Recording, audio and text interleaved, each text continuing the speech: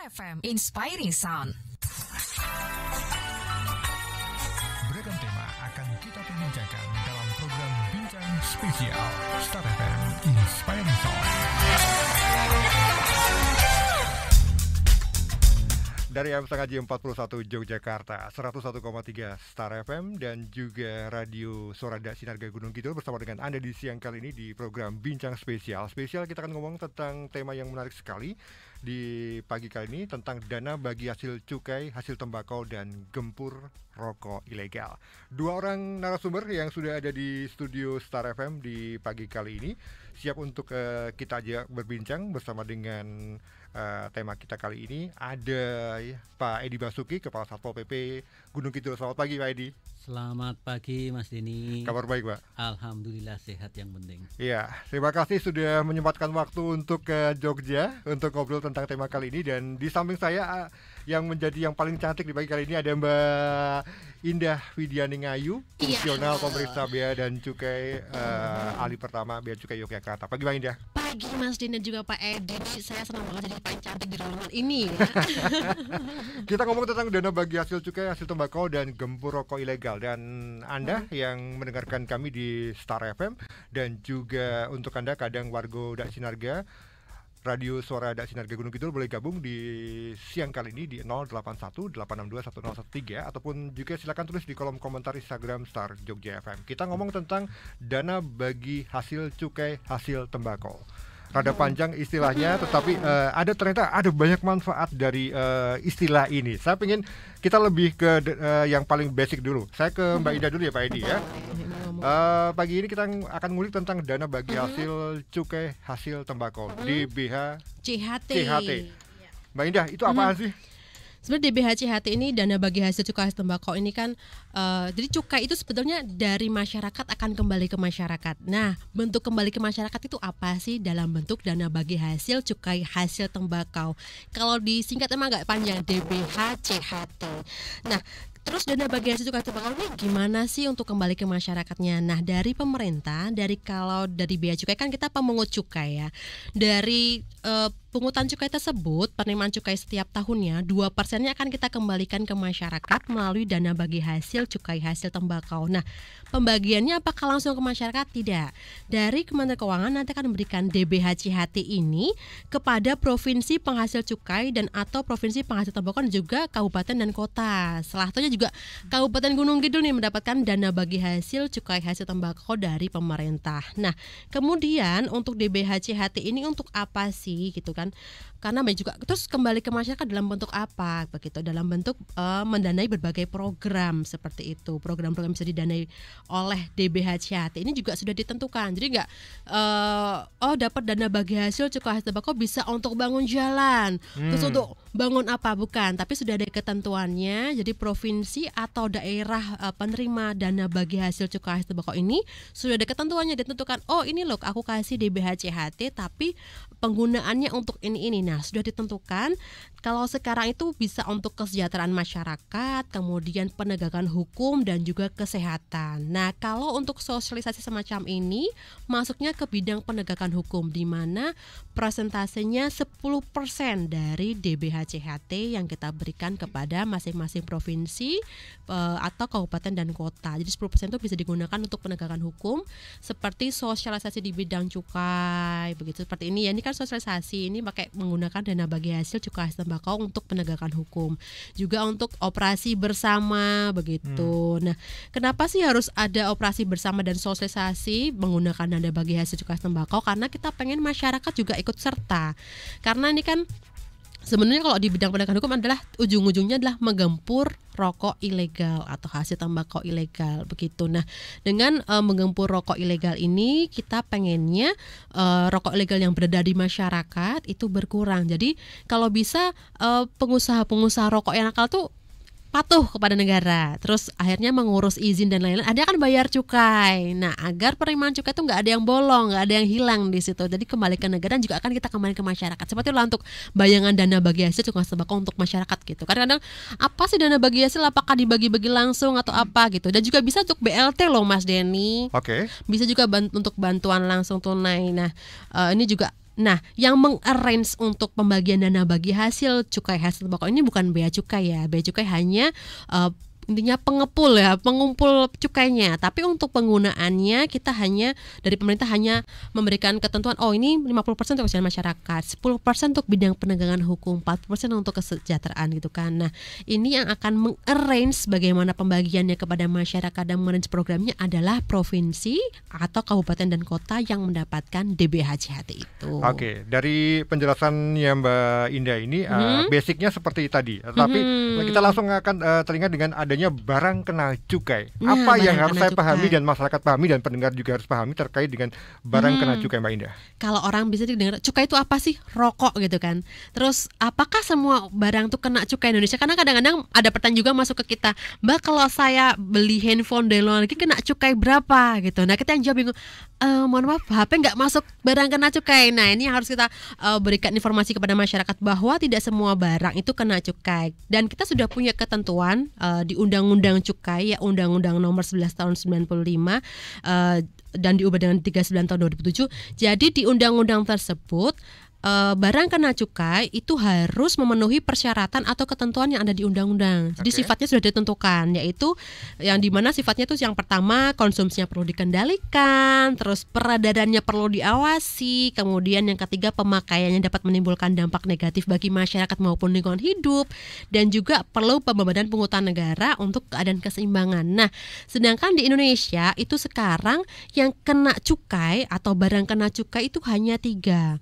Barang kena cukai itu ada 3, ada 1 etil alkohol atau etanol, kemudian yang kedua miras kita taunya atau minuman mengandung etil alkohol ya. Kalau di bahasa cukainya tuh MMEA, tapi mungkin Mas lebih taunya miras ya, Pak ya, Pak Edi ya. Terus juga yang ketiga adalah hasil tembakau. Nah, hasil tembakau ini macam-macam, ada rokok, ada cerutu, ada tembakau iris ya kan, sekarang lagi hits ya tembakau, itu juga masuk ke hasil tembakau. Nah, itu adalah barang-barang yang kena cukai. Begitu Mas Denny dan juga teman-teman gitu. Baik, untuk Anda pendengar di Star FM dan juga yang mendengarkan di Radio Da Sinarga, Anda sekali lagi boleh gabung loh ya di 081-862-1013. Mbak Indah dari Bea Cukai Yogyakarta, Pak Edi siap dari Satpol PP Gunung Kidul juga siap untuk berbagi informasi dan menjawab pertanyaan Anda. Nah, saya sedikit karena saya bukan perokok ya, saya pengen dapat penjelasan yang lebih detail soal hasil-hasil tembakau. Ada banyak, tahu saya kan cuma ada cerutu, ada rokok, ada rokok elektrik. Nah, Mbak Indah sedikit gambaran biar orang lebih paham. Ini yang seperti ini loh. Iya, jadi kadang-kadang kalau taunya hasil tembakau cuma rokok aja, kalau di kita istilahnya sigaret, dan itu juga ada macam-macam ya. Ada yang namanya sigaret kretek, ada sigaret putih, sigaret lembak menyan. Nah, sigaret seperti itu apa? Nah, sigaret ini adalah hasil tembakau yang dibuat dari tembakau rajaan, kemudian dibuat dengan kertas dengan cara delinting. Kalau masyarakat tahunya rokok ya, rokok. Kalau kita bilangnya sigaret. Itu juga macam-macam tuh.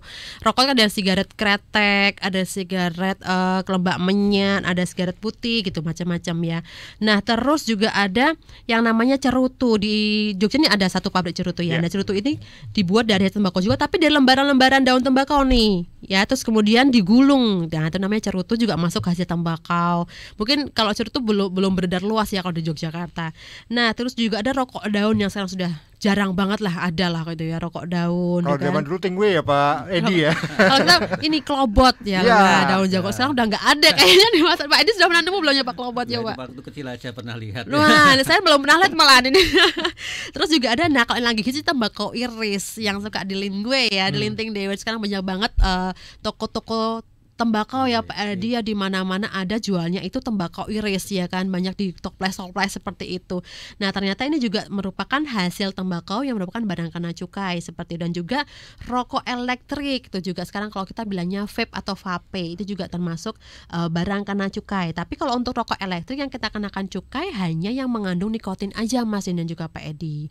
Jadi untuk vape nggak ada nikotinnya, kita nggak kena ini cukai gitu, karena kan nggak ada nikotin di dalamnya gitu sih. Oke, saya penasaran dengan tadi daerah-daerah yang kemudian mendapatkan dana bagi hasil tadi, termasuk Yogyakarta. Nah, Yogyakarta itu adalah salah satu wilayah yang punya pabrik rokok, ada. Kemudian ada juga tanaman tembakau juga. Artinya semakin luas dan semakin banyak pabrik rokok, itu akan semakin banyak hasil yang diterima, Mbak. Betul sekali, karena ini kan tergantung persentase dari penghasil cukai ya. Jadi bisa dari penghasil tembakau itu sendiri atau ada pabrik rokok di situ. Nah, semakin banyak pabrik rokok di suatu daerah atau penghasil tembakau lebih banyak di situ, akan lebih banyak juga dana bagi hasil cukai tembakau yang diterima kayak gitu. Jadi kalau ada pabrik rokok di suatu daerah pasti dapat dari BHCT-nya banyak juga gitu kan. Ilustrasi misalnya dengan angka nih Mbak Indah. Kalau angka, Gunung Kidul saya kurang berapa nih Pak Edi kalau Gunung Kidul? Kalau Sleman kemarin tuh sekitar berapa M gitu loh, banyak juga lumayan. Tapi paling besar kalau di Jawa itu di Jawa Timur pasti, karena di sana lebih banyak pabrik rokok gitu. Nah, semakin banyak pabrik rokok, semakin banyak tembakau dihasilkan, itu kan semakin besar dana bagi hasil cukai tembakaunya gitu. Ada banyak dana yang kemudian dikembalikan ke pemerintah daerah untuk berbagai macam keperluan. Tadi sedikit sudah dibuka, cuman saya sedikit pengen lebih spesifik Mbak Indah. Boleh? Terkait dengan penggunaan dana ini. Tadi kan ada sekian persen untuk ini, sekian persen untuk ini, sekian persen untuk ini. Nah, yang konkretnya di lapangan seperti apa ini? Nah, kalau tadi kan ada 3 ya, ada kesejahteraan masyarakat, ada penegakan hukum, juga ada kesehatan. Kalau kesehatan masyarakat itu kan 50%, kemudian penegakan hukum 10%, kalau kesehatan 40%. Nah, ini yang paling konkret ini adalah di daerah Temanggung. Jadi dana bagi hasil cukai tembakau ini digunakan untuk membangun rumah sakit paru, malah di situ juga bisa. Nah, kalau di bidang penegakan hukum sudah saya sempat senggol ya, di bidang penegakan hukum ada sosialisasi ketentuan bidang cukai, seperti salah satunya di sini ya Pak Edi dan juga Mas Denny, ini termasuk salah satu di bidang penegakan hukum. Juga ada operasi bersama pemberantasan barang kena cukai ilegal. Ini juga sering banget ya Gunung Kidul bersama kami. Ini masuk ke bidang penegakan hukum yang hanya 10% dari dana bagi hasil cukai tembakau penggunaannya. Nah, kalau di bidang kesehatan tadi itu juga ada beberapa yang sudah ditentukan oleh ketentuan kita. Salah satunya ada pelayanan kesehatan, kemudian penyediaan sarana dan prasarana fasilitas kesehatan, terus juga bisa menggunakan dana bagi hasil cukai tembakau, dan juga untuk pembayaran iuran jaminan kesehatan nih yang didaftarkan oleh Pemda. Ini juga bisa menggunakan dana bagi hasil cukai tembakau yang 40% di bidang kesehatan gitu. Okay. Nah, kalau untuk kesejahteraan masyarakat lumayan banyak nih Mas Den dan juga Pak Edi, ada 50% ya dari dana bagi hasil cukai tembakau yang bisa digunakan untuk bidang kesejahteraan masyarakat. Salah satunya untuk peningkatan kualitas bahan baku tembakau, untuk pembinaan industri tembakau, terus kemudian juga bisa pembinaan lingkungan sosial. Nah, yang pembinaan lingkungan sosial ini juga tadi sempat saya senggol untuk BLT, bantuan langsung tunai. Ini boleh, bisa juga menggunakan dana bagi hasil cukai hasil tembakau. Karena lumayan kalau untuk kesejahteraan masyarakat nih 50%-nya Mas gitu. Jadi bisa digunakan untuk BLT juga begitu.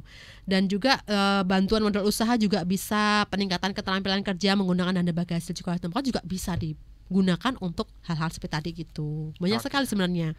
Cuma sudah ada pakemnya ya, jadi nggak bisa keluar dari itu karena nanti di BHCHT ini ada laporannya Mas Denny. Jadi masing-masing pemerintah daerah itu setelah menggunakan dana bagi hasil tembakau, si Pak Edi ini mungkin menggunakan untuk apa-apa, dilaporkan nih Pak ke pemerintah pusat begitu. Ini diberikan kepada pemerintah daerah setiap setahun sekali. Setahun sekali. Setiap bulan apa kalau kira-kira? Biasanya ini kalau cairnya sekitar bulan Februari ini cairnya. Oh, masih di awal tahun ya? Betul, di awal tahun. Tapi kayaknya tahun lalu telat ya Pak Edi ya. Tahun lalu sempat telat nih Pak.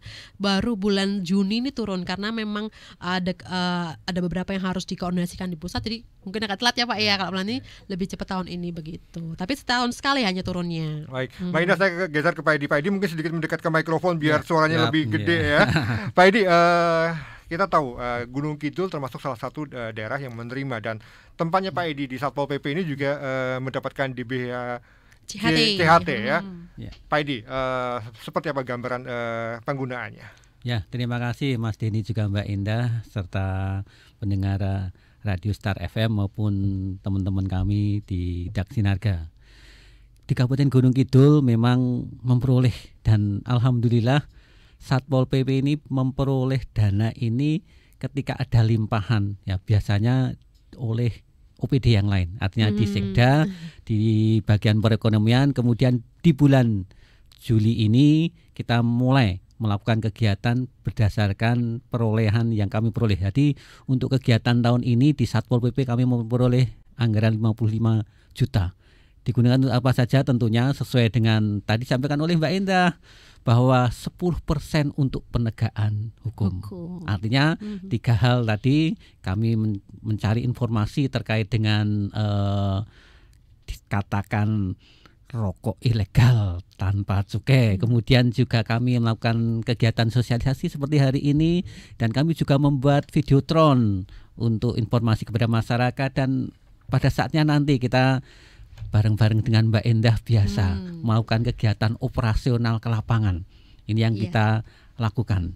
Artinya memang di tahun ini anggarannya masih kecil di tempat kami karena baru setengah tahun ke belakang, artinya yang awal-awal tahun memang bukan di Satpol PP. Mungkin seperti itu Mas Denny.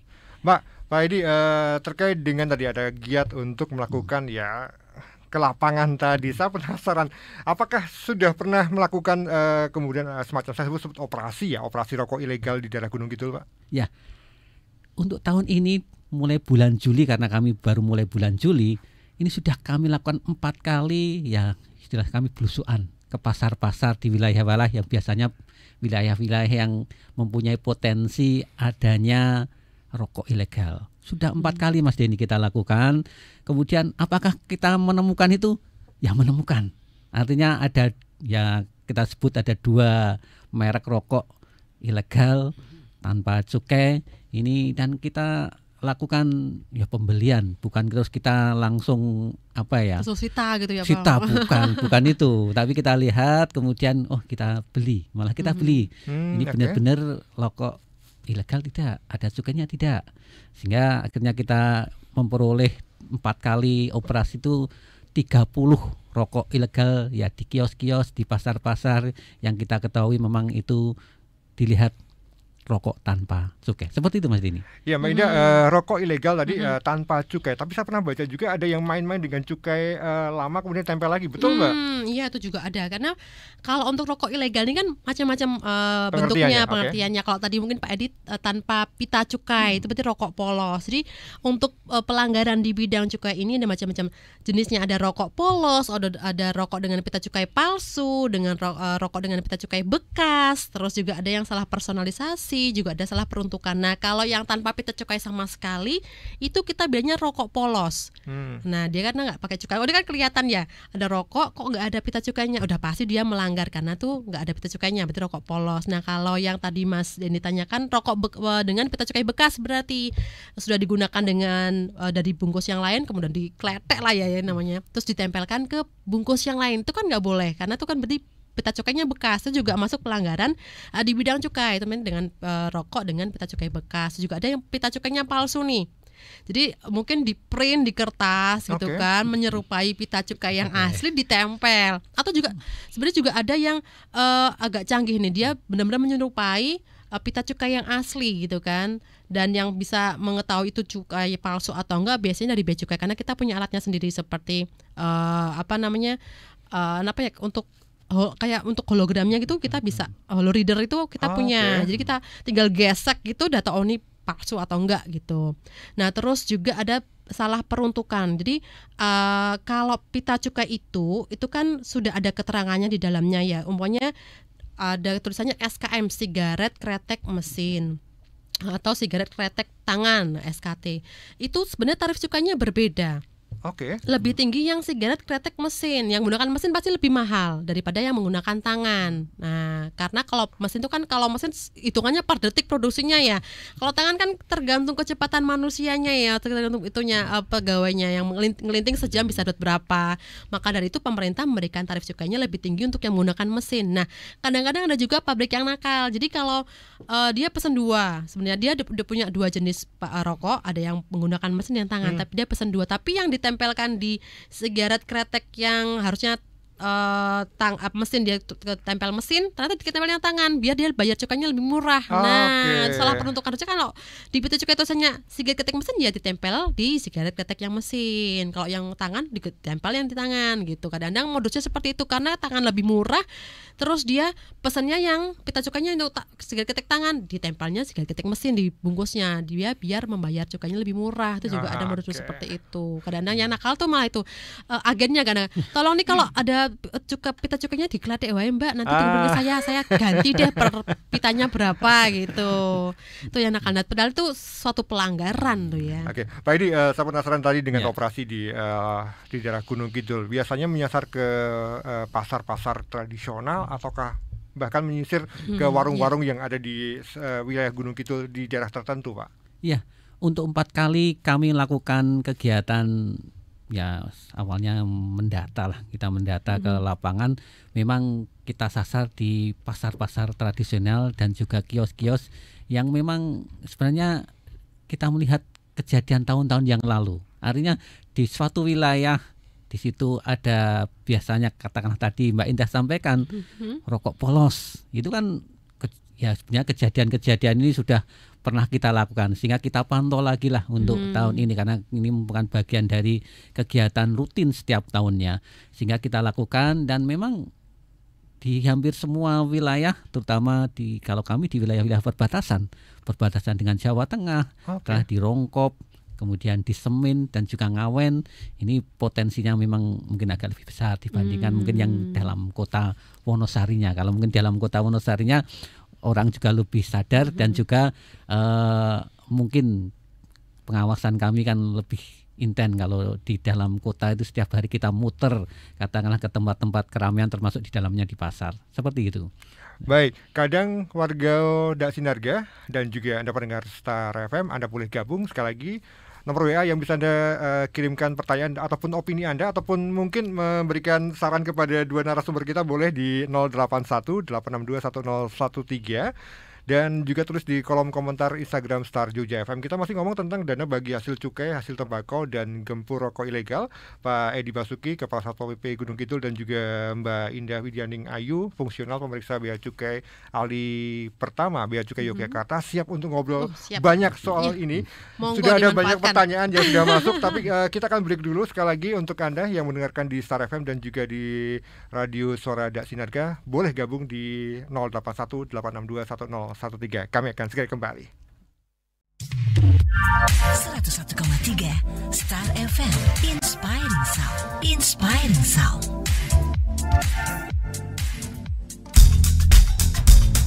Terima kasih, Anda masih di program Bincang Spesial. Spesial kita ngomongin tentang dana bagi hasil cukai hasil tembakau dan gempur rokok ilegal. Ini butuh peran serta kita sebagai masyarakat dan juga Anda yang mendengarkan di Star FM dan juga di Radio Suara Dak Sinarga Gunung Kidul. Anda boleh gabung sekali lagi di 081 862 1013 atau silakan tulis di kolom komentar Instagram Star Jogja FM. Dan untuk Anda yang menyaksikan siaran kami di streaming starjogja.com, terima kasih. Sekali lagi Anda juga boleh gabung di dua line interaksi tadi. Kita ngobrol juga di pagi kali ini bersama dengan Pak Edi, Kepala Satpol PP Gunung Kidul, dan juga Mbak Indah dari Bea Cukai Yogyakarta. Tadi saya penasaran dengan nilainya tadi, Mbak Indah. Apakah nilai dana bagi hasil itu bisa kemudian naik turun sesuai dengan apa nih, Pak? Bisa banget, karena ini kan tergantung dari penerimaan cukai kalau sekarang tahun 2022. Berarti ketika tahun 2021 apakah daerah tersebut itu untuk pabrik rokoknya itu produksinya banyak atau enggak, itu kan mengaruhi penerimaan cukai dari pabrik rokok. Kemudian juga apakah penghasil untuk hasil tembakonya juga banyak dari daerah itu juga mengaruhi. Jadi besaran setiap tahun tuh nggak pasti sama. Umpamanya sekarang Gunung Kidul dapat 1 miliar, tahun depan dapat 1 miliar, belum tentu, tergantung dari penerimaan cukai dari daerah tersebut. Begitu, semakin kalau meningkat ya besok DPHCHT juga meningkat seperti itu. Dan juga umpamanya tahun 2022 ini tahun 2021 lalu umpamanya Gunung Kidul dapat DBHCHT 500 juta. Kemudian dari sisa nih 50 juta. Nah, ini sisa 50 juta ini juga ditambahkan di DBHCHT di tahun berikutnya. Jadi dapat berapa ditambahkan sisa DBHCHT sebelumnya. Nah, kalau memang dari tersebut penerimaan cukai dari pabriknya menurun, terus juga produksi tembakaunya juga menurun, otomatis akan berpengaruh juga nih dari untuk penerimaan DBHCHT-nya akan menurun juga gitu. Ya, DBHCHT tadi diberikan untuk atau dimanfaatkan untuk 3 bidang. Artinya dana itu langsung bruk ke Pemdanya, silakan digunakan. Iya, monggo. Ini jadi sudah ada PMK-nya nih, Peraturan Menteri Keuangan. Jadi setiap daerah tuh dapat berapa, sudah bisa di-googling juga itu PMK-nya untuk dana bagi hasil cukai tembakau.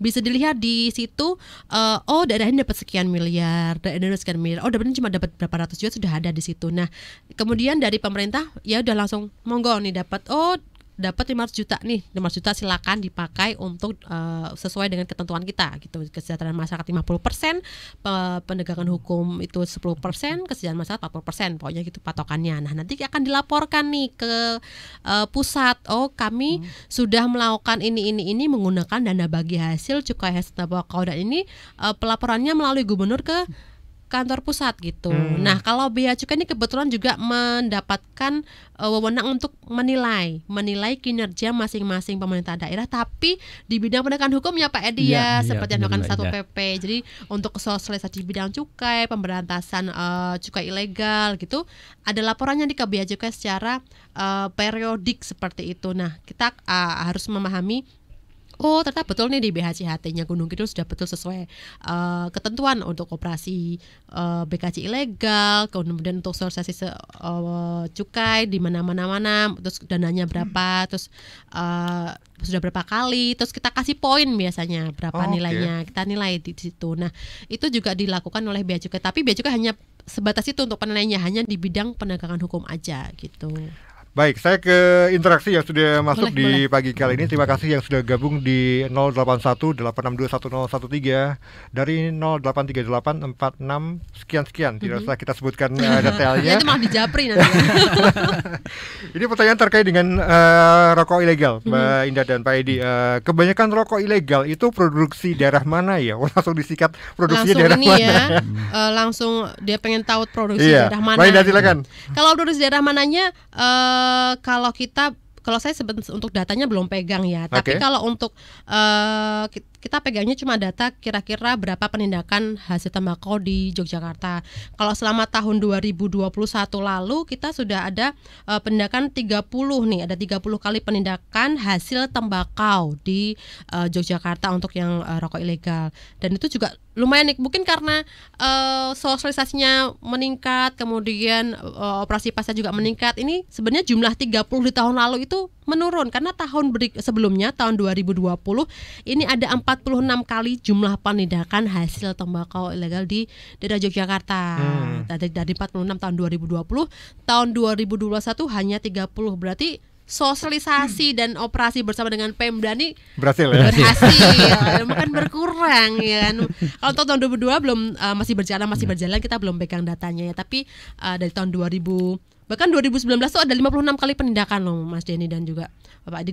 Dari 2019 tuh ada 56, 2020 ada 46, 2021 ada 30. Berarti kan semakin menurun ya. Berarti ini sukses untuk sosialisasinya dan kerjasama sinergi antara Bea Cukai dengan Pemda ini sukses. Jadi semakin menurun, kemudian tahun 2020-an ini juga di bawah angka 30 gitu. Jadi memang betul-betul DBHCHT digunakan tepat sasaran, tepat tujuan. Oke. Kadang warga dari Sinarga Anda boleh gabung loh ya di obrolan kita di pagi jelang siang kali ini di WA 0818621013. Yang sudah gabung, saya lanjut dulu interaksinya yang sudah bergabung. Kayaknya rame ya.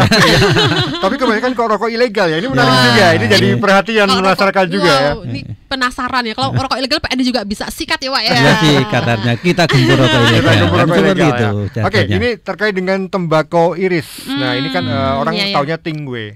Nah, ini kan kena cukai juga nih. Lah, kan sekarang ini kan di pasaran atau di masyarakat itu ada banyak warung yang jual tembakau dengan jenis seperti ini. Apakah kemudian ada pengawasan juga terkait dengan tembakau yang dijual seperti ini? Oh, tentu saja, karena kan hasil tembakau irisnya atau kita bisa tis ya. Ini kan juga dijual di pabrik, di toko-toko tembakau. Ini juga masuk ke ranah operasi ya Pak ya. Jadi nggak cuma rokok yang sigaret aja yang ketik mesin tangan, tapi juga tembakau iris juga masuk ke pengawasan kita. Tapi di sini perlu teman-teman tahu ya, kalau tembakau iris yang harus dikenakan cukai itu juga ada ketentuannya. Jadi kalau di pasar misalnya bal-balan, kalau kita bilang bentuk bal-balan tembakau irisnya itu tidak kena cukai ya. Yang kena cukai itu tembakau iris yang seperti apa? Yang pertama, dia dikemas dengan kemasan tertentu. Jadi sudah dikemas 50 gram, 100 gram dengan pengemas modern, dengan plastik yang sudah ada lekat yang dilekatin gitu kan. Itu sudah. Kalau cuma dibungkus dengan menggunakan kemasan tradisional seperti daun atau bal-balan tadi gitu, atau plastik bening yang biasa aja yang cuma tinggal diikat itu nggak masalah. Tapi kalau sudah dikemas dengan kemasan tertentu, dengan ukuran berat tertentu, kemudian diberi cap, kemudian diberi nama merek, nah itu sudah termasuk barang kena cukai. Apalagi dipasang di etalase gitu, sebuah toko tembakau dipasang di etalase, nih ada tembakau iris merek ABCD Sukses Jaya. Nah kan itu kena ya, kena itu rasa mint ya kan, kemasan 50 gram. Wah ini berarti harus ada pita cukainya begitu. Tapi kalau sudah masuk bentuknya bal-balan atau masih ditoples-toples itu nggak masalah gitu Mas. Oke, Pak Edi, ini menjawab pertanyaan Mas Aldi tadi terkait dengan tembakau yang dijual di warung-warung. Kalau di Gunung Kidul seperti apa nih bentuk pengawasan untuk jualan yang seperti ini Pak? Ya, tentunya tadi disampaikan oleh Mbak Indah. Terima kasih. Kalau di pasar-pasar tradisional, kita awalnya pasar tradisional dulu. Kalau yang bal-balan itu kadang-kadang malah distorkan ke pabrik rokok dan sebagainya. Ada yang sudah ada pengepul dan sebagainya. Itu kan tentunya bukan barang yang kena cukai karena nanti akan kita kirim ke pabrik rokok dan sebagainya. Kemudian memang yang sekarang agak modern memang yang tadi sampaikan, kalau sudah ada merek, kemudian ada pengemasan yang lebih modern dan sebagainya, ya tentunya itulah yang nanti kita lihat sama seperti rokok, apakah itu pakai cukai atau tidak. Nah, kalau nanti operasional di situ tidak memakai cukai, artinya itu bagian dari hasil tembakau yang harusnya kena cukai tapi tidak kena cukai. Ini nanti menjadi bagian operasional kami bersama-sama dengan Bea dan Cukai. Kemudian rokok-rokok yang mungkin sekarang ya kalau di Wonosari saya sampaikan juga di toko-toko memang sudah banyak yang pakai toples. Tadi disampaikan itu ya memang tidak kena cukai karena toplesan mungkin irisannya apa saja kita juga tidak tahu ini rokok jenis apa ini. Apa kami di jalan itu ada orang yang nyon sewu ya usia tua itu tadi sampaikan oleh Mbak Indah betul. Ada yang kadang-kadang dibungkus plastik ya plastik bening itu terus disampaikan dijual di istilahnya di traffic lagi saya menemui juga yang seperti itu, artinya itu bagian yang bukan kena cukai, artinya seperti itu ya. Kami melihatnya ini kena cukai apa tidak ya, kami tentunya selalu koordinasi dengan Mbak Indah dan kawan-kawannya, mana yang kena cukai mana yang tidak, kami mengguru ke sana istilahnya. Kemudian tentunya bersama-sama nanti kita rencanakan bulan Agustus operasional bersama-sama ke lokasi tertentu ya. Semoga tadi sampaikan Mbak Indah kejadiannya semakin menurun termasuk mungkin di Kabupaten Gunung Kidul. Setahun berapa kali giat operasi sih Pak? Kalau kami memang berharap kalau dengan dana yang 55 juta ini ya untuk operasional paling tidak 1 bulan 2 kali lah bisa kita lakukan. Itu di daerah untuk yang bersama-sama, artinya bersama dengan Bea Cukai. Kalau kami operasi tadi bulan Juli ini kami sudah 4 kali, artinya operasi kami bukan dalam rangka penegakan seperti apa yang disampaikan Mbak Indah tadi, tapi kami melihat, mencari informasi, juga melihat ke lapangan, oh ini ada rokok polosan gitu. Kemudian kalau sampai ke detail tadi sampaikan cukainya ini asli tidak, kemudian cukai ini sesuai dengan peruntukannya tidak, kan kita lebih mendetailkan itu bersama-sama dengan ahlinya, artinya teman-teman dari Bea Cukai. Saat melakukan kegiatan bersama ini yang pernah ditemukan kebanyakan kasus yang seperti apa ini? Yang cukainya tidak tepat atau seperti apa ini Mbak Indah? Banyakan polos Mas. Polos itu selalu modus paling banyak yang ditemui kalau rokok polos itu. Ya, jadi dan juga banyak sebenarnya masyarakat yang tadi kan Pak Adi juga sebutkan kalau di kota mungkin nggak banyak ya Pak, lebih ke pesisir atau lebih dekat pantai. Karena mereka juga penjual nih banyak yang nggak tahu nih. Taunya pokoknya kalau ada yang sukanya rokoknya pokoknya yang murah dan enak. Nah, tapi dia tuh nggak tahu no pita cukainya, kita nggak tahu. Padahal kalau menjual atau menyerahkan rokok yang tanpa pita cukai itu juga ada sanksinya loh Mas, bisa pidana penjara 1 sampai dengan 5 tahun. Cuma nih kadang-kadang masyarakat juga belum tahu, ternyata kalau penjual nih juga bisa kena sanksi ya, ternyata bisa seperti itu. Nah ini pas untuk menjawab pertanyaan dari Mas Nugi, sanksi yang diberikan untuk pedagang kecil jika mereka menjual rokok ilegal. Apakah ada sanksi untuk penjual yang levelnya pedagang kecil untuk ketika mereka menjual rokok ilegal, ataukah hanya kemudian dibina Pak Edi?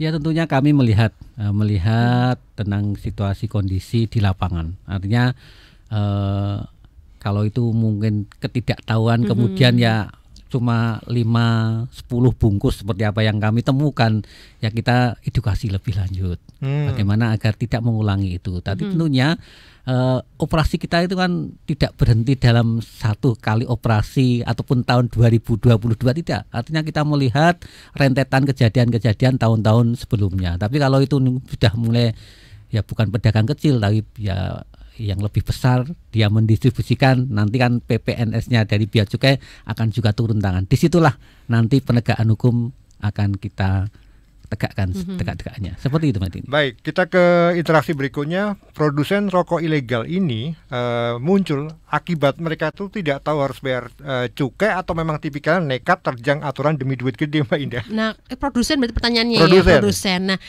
sebenarnya kalau home industri kan juga banyak nih home industri. Kalau home industri sebagian itu nggak tahu ya. Tapi kalau sudah perusahaan-perusahaan besar pasti dia tahu kalau kita memproduksi barang kena cukai, memproduksi rokok tuh pasti harus ada cukai, pasti mereka tahu. Nah, inilah kalau udah masuk kata produsen itu kita masuknya biasanya ke pabrik yang besar. Nah, ini biasanya memang sengaja, kalau ini memang sengaja menggunakan modus-modus rokok ilegal agar mereka tidak membayar cukai kepada negara. Karena lumayan ya, karena contohnya kalau sigaret itu bisa cukainya Rp440 per batang. Karena kalau cukai kan hitungannya per batang, tidak per bungkus gitu. Bungkus bayar cukai 1.000 enggak, tapi per batang. Dihitung aja umpamanya dia kena tarif cukainya Rp440 per batang, padahal bungkus 20 isinya. Udah bayar cukai berarti 20 kali 440, sekitar kan sekitar 9.000 ya, 9.000 untuk bayar cukainya. Nah, bayangkan kalau produsen itu dia memproduksi ribuan bungkus yang tidak menggunakan pita cukai, dia udah nggak bayar cukai berapa itu kan. Nah, sebenarnya dia kalau produsen nggak bayar cukai, nggak daftar ke bea, sudah pasti dia modusnya sengaja kalau tuh agar tidak membayar cukai kepada negara yang seharusnya gitu. Pasti kalau produsen tahulah ya Pak ya. Iya. Kalau industri, kalau toko-toko home industri gitu kita masih ini ya Pak, ini masih apa ya, maklum ya Pak ya. Oh, masih belum tahu informasinya. Kalau produsen besar tuh pasti dia modus lah kalau itu. Ini juga pertanyaan dari @kabar sinergi. Kerugian negara, potensi kerugian negara akibat rokok ilegal tuh bisa sampai berapa banyak, Mbak Indah? Itu hitungannya triliun kalau tahunan. Triliun? Iya, triliun. Bukan cuma ratusan juta, bukan cuma miliaran, triliun itu kalau rokok itu penerimaan yang hilang setiap tahunnya dari rokok ilegal ini begitu. Jadi lumayan.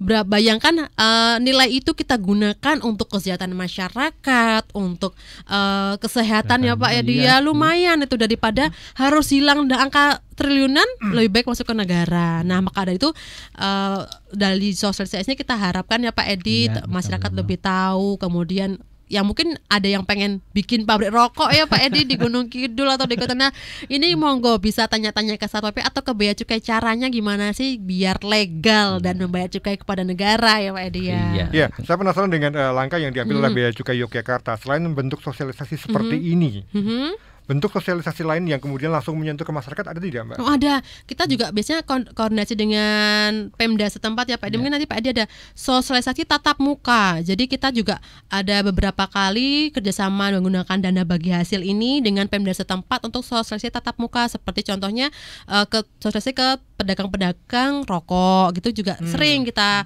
laksanakan bersama dengan Pemda setempat. Kemudian juga sosialisasi kepada masyarakat itu juga sering dengan menggunakan sosialisasi tatap muka. Jadi kita juga sinergi, nggak cuma hanya di media seperti ini, tapi juga tatap muka kita laksanakan begitu juga. Dan juga kalau pas operasi pasar bersama ya Pak Edi, kita juga nggak cuma nyari rokok mana yang ilegal nih ilegal, nggak cuma itu, tapi kita juga mengedukasi masyarakat, mengedukasi pedagangnya begitu. Pak Edi, edukasi yang diberikan oleh teman-teman Satpol PP Gunung Kidul kepada masyarakat ataupun para pedagang ini seperti apa bentuknya? Yang kemudian pasti dong ada dialog antara petugas dengan mereka yang ada di lapangan.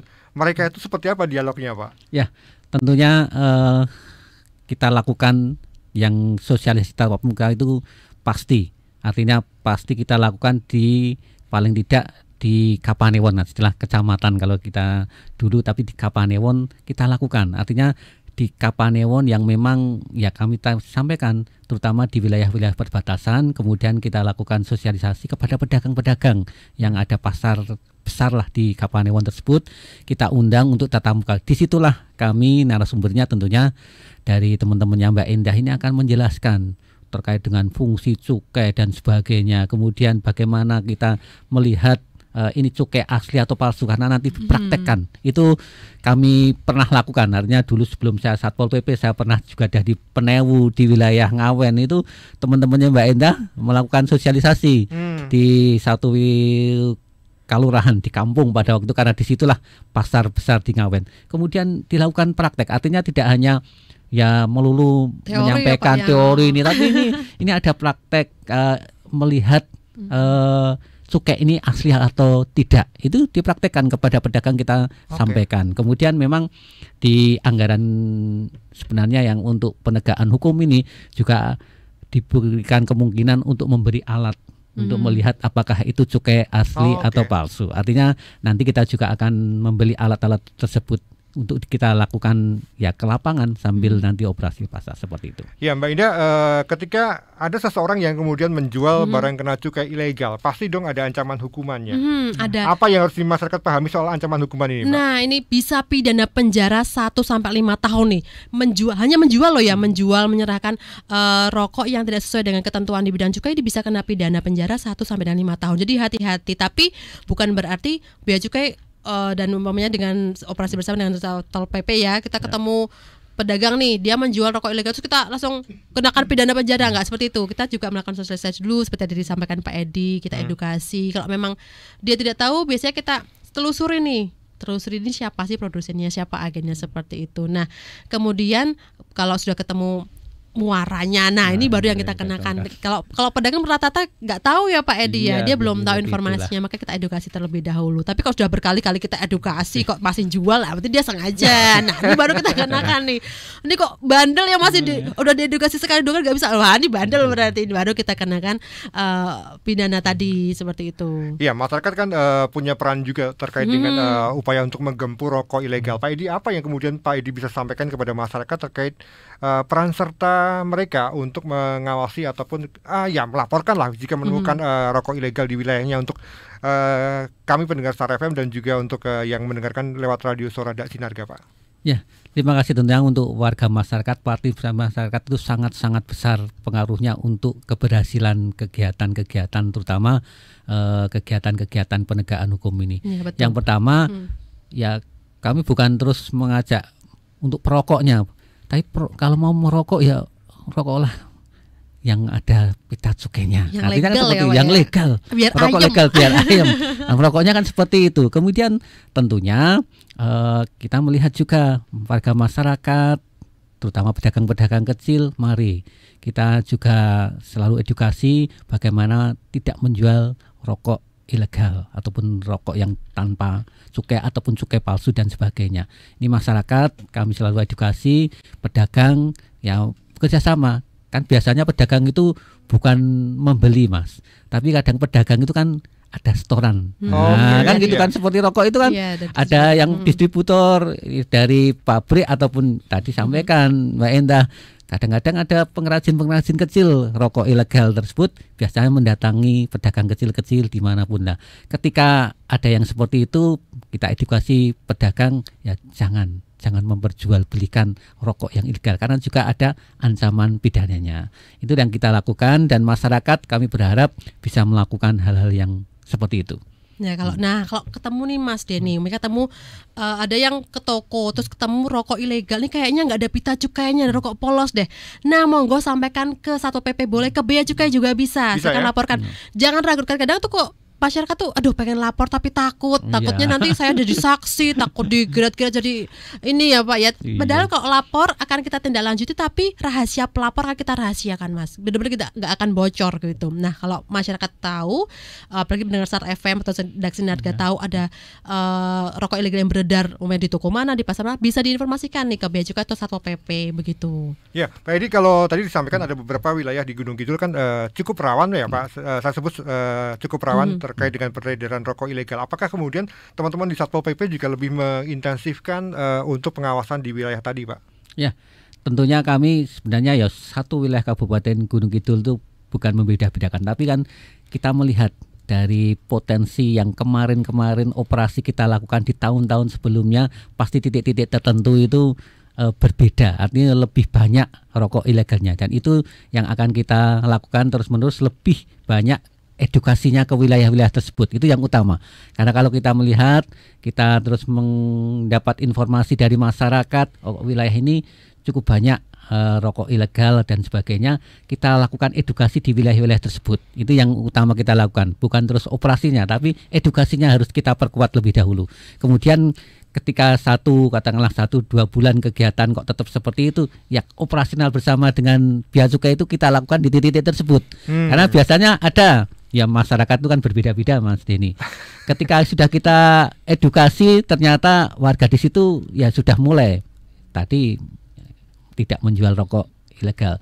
Tapi ada yang mungkin kok ya tetap bandel. Ya, ketika kita bandel, ya kita bersama lakukan dengan Bea Cukai agar operasi, dan kita sampaikan ancaman pidananya itu ada. Gitu. Ya, Mas Dimas di Gunung Kidul, ini pertanyaannya menarik juga, harus dijawab oleh Pak Edi. Pak, bagaimana memberikan efek jera bagi pengedar rokok ilegal? Bagaimana menyadarkan para pedagang untuk menolak menjual rokok ilegal? Ini kan menarik. Pedagang harus punya keberanian atau punya niat untuk menolak ketika misalnya harus menjual rokok yang termasuk dalam kategori ilegal, Pak Edi. Monggo. Ya, tentunya tadi satu, kita edukasi dulu, kemudian kita pantau. Setelah edukasi itu kita lakukan, kita pantau. Kalau tetap bandel, ya kami bersama-sama operasi dengan Bea dan Cukai dan melihat ini loh, edukasinya bukan lagi tadi saya sampaikan di awal, edukasinya bukan ini rokok ilegal ataupun ini pita yang cukai yang palsu dan sebagainya, tapi edukasinya kita sudah mengarah ke lebih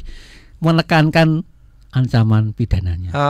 Itulah yang nanti tahapan-tahapan harus kita lakukan. Kalau awal-awal ya jangan langsung ancaman pidana. Waduh, kalau ancaman pidana mungkin mereka juga langsung juga ada yang takut, ada yang bagaimana. Tapi edukasi lebih awal seperti itu. Kemudian yang tahapan kedua, ini loh ancaman pidananya. Hati-hati ketika Anda berbicara ancaman pidana, ya resiko ditanggung yang bersangkutan. Diharapkan ini menjadi semacam efek jera juga ya.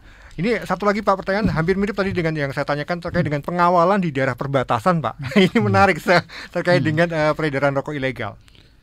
Artinya gini, kalau Gunung Kidul itu kan sekarang bukan suatu wilayah yang terpencil. Dari segala sudut Kabupaten Gunung Kidul ada jalur-jalur masuk ke Kabupaten Gunung Kidul, dan disitulah saya yakin peredaran rokok ilegal akan bisa masuk.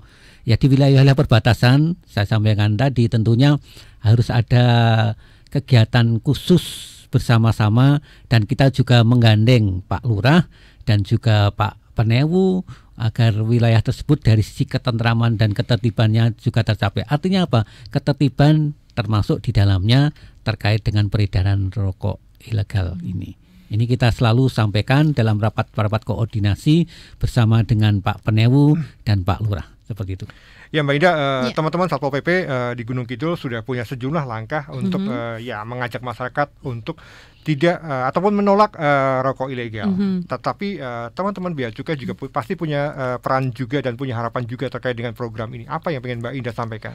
Iya, karena gembur rokok ilegal ini kan sudah bertahun-tahun kami laksanakan di Bea Cukai, karena memang dari atasan gembur rokok ilegal ini adalah program tahunan yang sampai sekarang sangat ditegakkan begitu, dan mudah-mudahan angka untuk peredaran rokok ilegal semakin tahun semakin berkurang dengan ditandai dengan berkurangnya penindakan, kemudian bertambahnya perusahaan rokok yang legal seperti itu. Nah, sebenarnya di sini kami pengen menegaskan ke pendengar Star FM dan juga Dasinar dan juga masyarakat umum bahwa jika menemukan rokok ilegal, monggo laporkan ke Bea Cukai, ataupun monggo kalau dekat dengan Satpol PP, Satpol PP juga bisa ya Pak ya. Bisa, Mbak Indah. Monggo dilaporkan. Nah, kalau ke Bea Cukai sangat terbuka sekali untuk pelaporan ini. Boleh monggo lewat WhatsApp, bisa lewat DM Instagram, bisa lewat email, bisa mau ketemu langsung dan Bea Cukai ke kantor juga bisa. Jadi monggo menggunakan langkah-langkah informasi yang sudah kita gunakan, dan rahasia untuk identitas pelapor akan kita rahasiakan sedemikian rupa sehingga tidak diketahui oleh baik masyarakat umum maupun si pelanggar itu begitu. Nah, monggo pokoknya laporkan lah kalau ada yang menemukan pelanggaran di bidang cukai begitu. Ya, jangan takut, jangan ragu, Jangan segera takut. laporkan Iya. karena di balik cukai itu ada banyak manfaat yang Betul. akhirnya kembali juga ke Masyarakat, wilayah. karena Masyarakat. cukai ini dari masyarakat kembali ke masyarakat seperti itu. Baik, Mbak Indah, Pak Edi, terima kasih sudah Sama-sama, bergabung Mas di kesempatan Denny. siang kali ini di tema kita. Tadi ngobrol banyak soal, nah ini dana bagi hasil ya, Nah, betul, DBHCHT agak Dan panjang Paling ya. gampangnya. dan juga rokok ilegal. Ini Iya. banyak pertanyaan dari masyarakat. Sekali lagi, Mbak Indah, di-share hotline yang bisa dihubungin untuk Oke, masyarakat. boleh sekali, silakan bisa. Kalau sekarang zamannya WhatsApp ya, bisa ke WA ke 0811 2831 051. Akan kita layani di bidang layan informasi. Monggo sekali lagi 0811 2831 051 atau monggo DM Instagram di @beacukai_yogyakarta. Pak Edi Basuki, Kepala Satpol PP Gunung Kidul, dan juga Mbak Indah, fungsional pemeriksa Bea Cukai, ahli pertama Bea Cukai Yogyakarta. Sekali lagi terima kasih sudah Siap, sama-sama, berbincang Mas di Denny. kesempatan Sama-sama, Mas Denny. siang kali ini di Star FM dan juga di Radio Sorada Sinarga Gunung Kidul. Untuk Anda yang kelewatan mendengarkan obrolan kita, nanti bisa lihat di YouTube-nya Harian Jogja dan Ya. juga di Star Jogja FM. Sekali lagi terima kasih untuk Kadang Wargo dari Sinarga dan juga pendengar Star FM untuk kebersamaan kita di siang kali ini di Bincang Spesial edisi hari ini Kamis 14 Juli 2022. Saya Didi Arta, selamat siang dan sampai jumpa.